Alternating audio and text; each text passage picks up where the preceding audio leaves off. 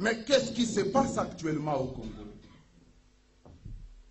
Ce n'est un secret pour personne que l'ennemi a installé à la tête des institutions nationales de notre pays des étrangers, en les faisant passer pour des Congolais authentiques.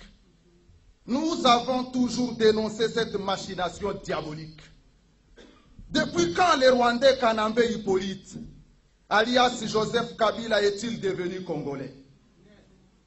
Je connais Azarias Ruberwa comme un sujet rwandais qui est venu demander asile politique à Lubumbashi en 1970 au Haut Commissariat pour les réfugiés. Il s'est dit pasteur comme moi. Peut-il être sérieux et respecter l'évangile en exhibant les documents qui prouvent sa naturalisation en tant que Congolais? Nous disons clairement que nous n'aimons pas ces gens-là et nous disons qu'ils ne sont pas des Congolais. Qu'on cesse de nous endormir. Qu'on cesse de nous endormir avec des critiques stériles.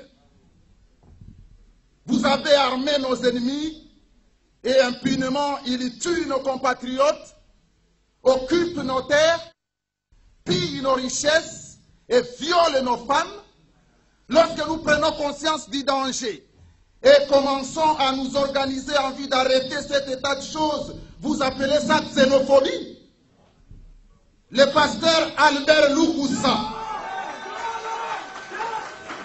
qui a été empoisonné dans les geôles congolaises pour avoir critiqué le président Hippolyte Kanambe, alias Joseph Kabila.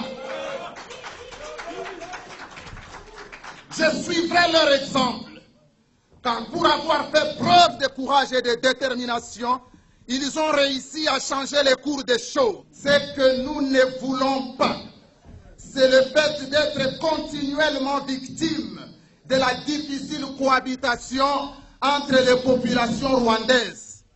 Où est le problème des Congolais? Si les Hutus et les Rwandais ne s'aiment pas, les Hutus et les Tutsis ne s'aiment pas, où est notre problème en tant que Congolais? Comprenez donc que lorsque l'incompétence s'introduit dans les milieux politiques d'un pays, votre vie en tant que citoyen et votre avenir en tant que nation sont dangereusement menacés.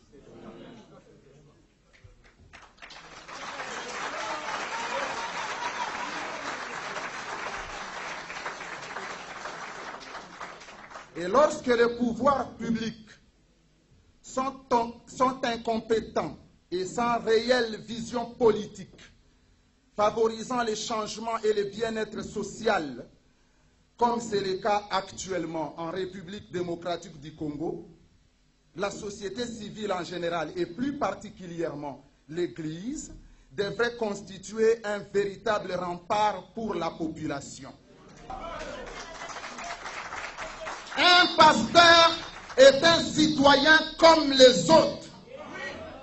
Et bien plus, en tant qu'autorité morale d'une société, il doit chaque fois s'exprimer lorsque quelque chose ne va pas bien. Je refuse d'être comme les autres pasteurs. Ce que j'appelle les pasteurs de Mabonza.